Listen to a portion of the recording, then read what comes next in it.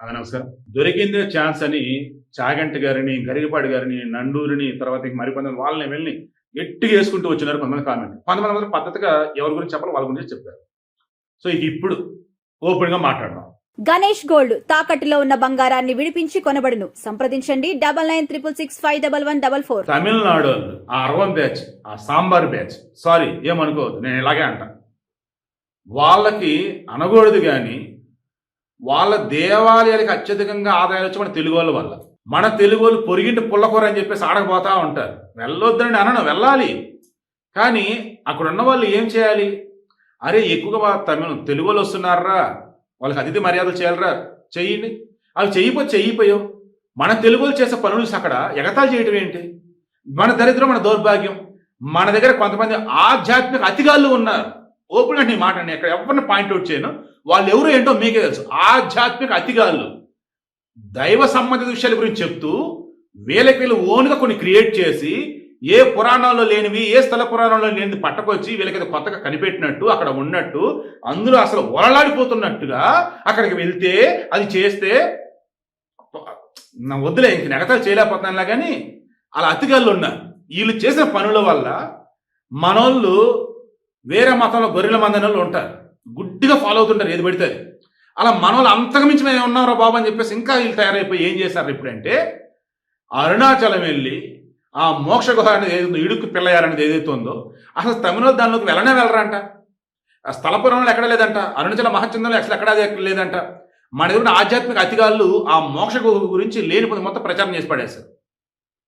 దాంతో మనోళ్ళు నమ్మేసి వెళ్ళారు. మరలా మన దగ్గర కొంతమంది కామెంట్లు పెట్టుకుంటూ వచ్చారు, నేను లావున్నా అని నేను బట్టా, నేను లావున్నా దానిలోకి వెళ్ళి వచ్చా, మంచి జరిగింది. ఏంది అది? అతి కాకపోతే మీరు చెప్పినప్పుడు అలాగే ఉంది. ఇప్పటికి కూడా మారకుండా ఉంటే ఎలాగండి? ఏమైనా చివరికి తమిళం వాళ్ళు మన తెలుగుని చూసి ఏంద్ర వీళ్ళు అని చెప్పేసి ఎకిలి నవ్వులు నవ్వుతూ ఎకిలి పోస్టులు పెడుతున్నారంట ఇప్పుడు. ఎందుకు? ఆ మోక్ష గుహ దగ్గర తెలుగులో, తమిళంలో, ఇంగ్లీష్లో బోర్డు పెట్టారు. ఏమని? ఉదయం 6 గంటల నుంచి 8 గంటల వరకు మాత్రమే ఈ మోక్ష గుహ ఇడుక్కి పిల్లయారు ఓపెన్ అయి ఉంటుంది. ఇక్కడ కూడా మరలా వ్యాధులు ఉన్నటువంటి, అంటే అనారోగ్యంతో ఉన్నటువంటి వాళ్ళు, ఊబకాయంతో ఉన్నటువంటి వాళ్ళు, వృద్ధులు నో ఎంట్రీ. నిన్న కూడా ఒక తెలుగు ఆమె కొంచెం ఒళ్ళు లావుగా ఉన్నారు. ఏమంత ఇది 2 రోజుల క్రితమే కదా పాపం మన మణికుమార్ చనిపోయినాడు. ఇక్కడ కూడా మరలేదు. ఒక రీలోడ్ చూసా, దారుణం అది మాత్రం. ఆయన మా పేషెంట్ అంటూ ఒక డాక్టర్ ఒక రీల్ ఇచ్చాడు. మీరు అంతా బాగానే చెప్పారు డాక్టర్ గారు, మీ హాస్పిటల్ పేరేసి దానికి ఏదో నెంబర్ వేసి ఏంటి ఆ దిక్కుమాలిన ప్రమోషన్, సెన్స్ ఉందా మీకు అసలు? అది మార్నింగ్ నాకు ఒకరు పంపితే చాలా బాధేసింది నాకు. డైరెక్ట్ నేను పెడదాం అనిపించింది, వద్దులే కరెక్ట్గా అనిపించి ఆగిపోయా. ఎందుకు? మీరు అందులో చెప్పే 2-3 మంచి విషయాలు ఉన్నాయి. 2-3 మంచి విషయాలు చెప్తూ మరలా మీ హాస్పిటల్ ప్రమోట్ చేసుకున్నారు మీరైతే ఏకంగా. తప్పండి. ప్రమోషన్ అన్నదప్పుడు వేరుంటుంది. మా ఆసుపత్రికి వచ్చే పేషెంట్ అని మీరు చెప్పే విధానం ఉంటుంది, అది వేరుండేది.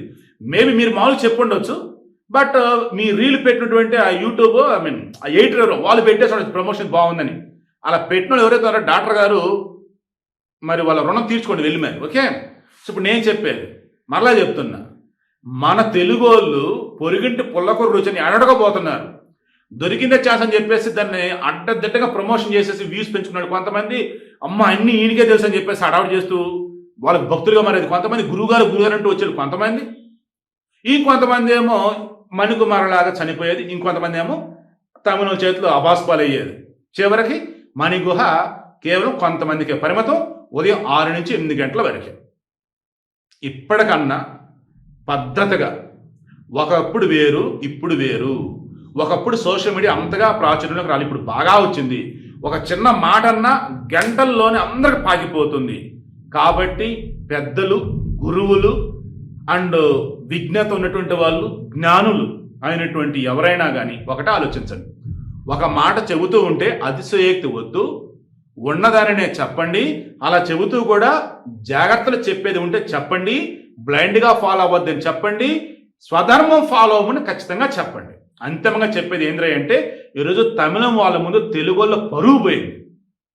ఈ తెలుగు వాళ్ళ వల్లే మోక్ష గుహ దగ్గర ఉదయం 6 నుంచి 8 వరకు పెట్టారా, అది కూడా ఎవరు పెడితే వాళ్ళు వెళ్ళకూడదని చెప్పేసి అన్నారు. తెలుగు వాళ్ళరా అని చెప్పేసి గోలంట తమిళం వాళ్ళు.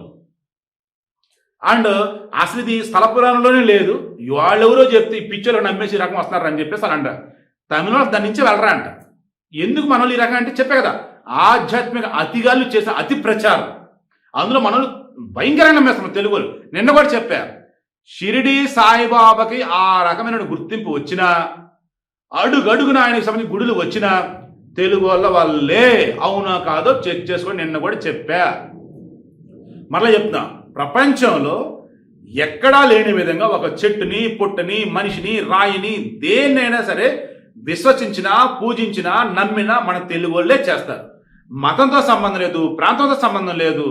దర్గా అయినా, బాబా అయినా, చర్చ్ అయినా, మసీద్ అయినా, ఏదైనా దేవుడురా 10 మంది విశ్వసించారో వాళ్ళకి మంచి జరిగిందిరా అంటే వినాయకుడిని పూజిస్తాడు, వెంకటేశ్వరుని పూజిస్తాడు, రాముని పూజిస్తాడు, అల్లాని పూజిస్తాడు, యేసుని పూజిస్తాడు.